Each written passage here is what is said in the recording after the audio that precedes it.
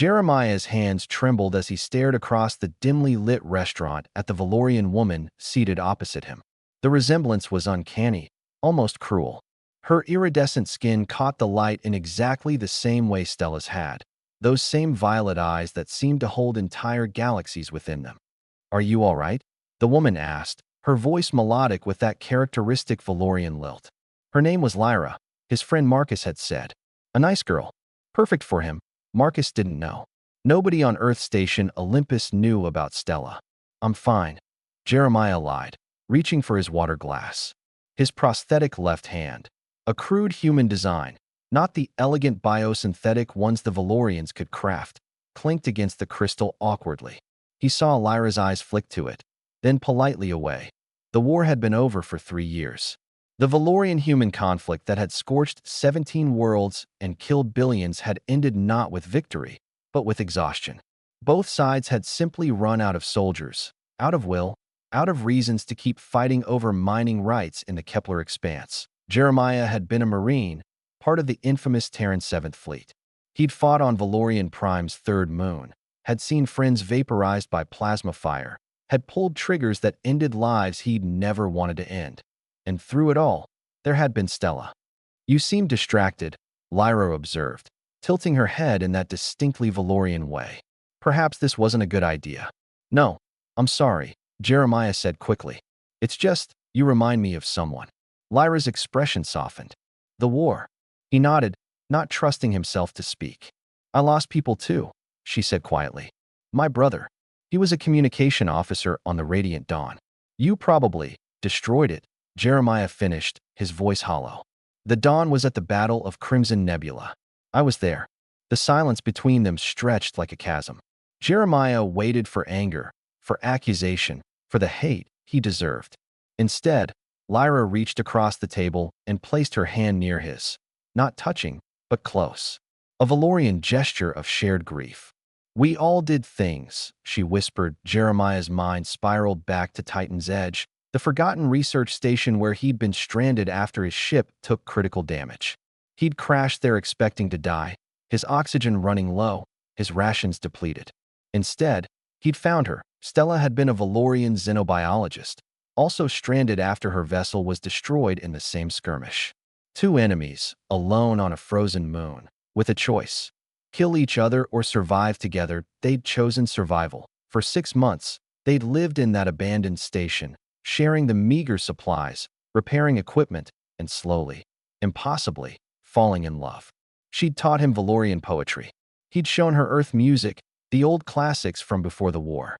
They'd talked about futures that seemed like fantasies, a galaxy at peace, a place where human and Valorian could simply be together. When the rescue ships finally came, both human and Valorian fleets arriving simultaneously in a tense standoff, they'd been separated. Stella had been pulled onto a Valorian cruiser, and Jeremiah onto a human destroyer. He'd searched for her after the war, spent every credit he had, called in every favor. All he'd found was a death certificate. Stella had died in a medical facility on Valorian Prime, 6 months after their rescue.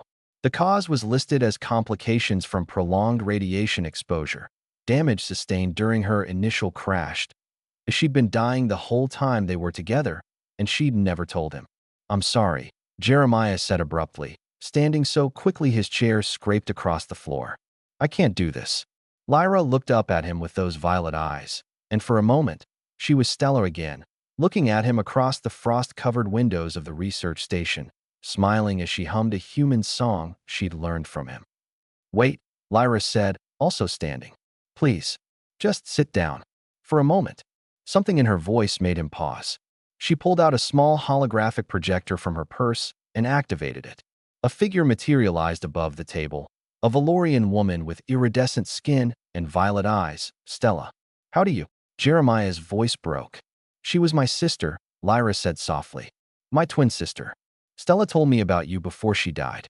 About the human Marine who saved her life, who shared his rations even when he was starving, who read her human poetry in a terrible Valorian accent."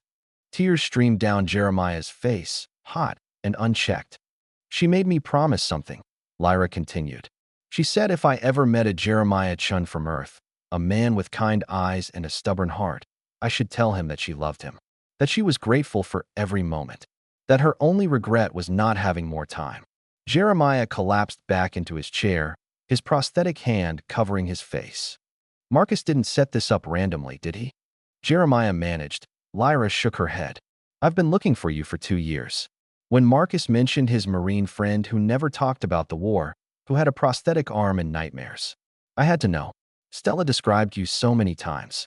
I needed to see if you were real, if what you two had was real. It was real, Jeremiah whispered. It was the most real thing in my entire life. Lyra smiled, tears glistening in her eyes. She left something for you. Letters, recordings, things she made during those last months. She couldn't contact you. The military would have arrested her for fraternization with an enemy, but she documented everything she wished she could say. She slid a data chip across the table. Jeremiah stared at it like it was a bomb. Why, he asked. Why find me? Why now? Because Stella believed in a future, Lyra said. A future where Valorian and human could sit at a table together, not as enemies, but as family. She died believing in that dream. I wanted you to know that she never stopped loving you, that her last words were about the human who showed her that peace was possible. Jeremiah picked up the data chip with shaking hands. Thank you, he managed. Lyra stood, preparing to leave, but Jeremiah reached out and caught her wrist gently. Wait, would you stay? Just for dinner? I'd like to hear about her. About the sister you knew. Lyra's face broke into a radiant smile, so like Stella's, yet uniquely her own. I'd like that very much. As they sat back down, two souls connected by love and loss, Jeremiah realized that Stella's dream wasn't dead. It was sitting right here, in a human and a Valorian choosing connection over hatred, choosing to honor the past by building a better future. The war had taken everything from them. But maybe, just maybe, peace could give something back.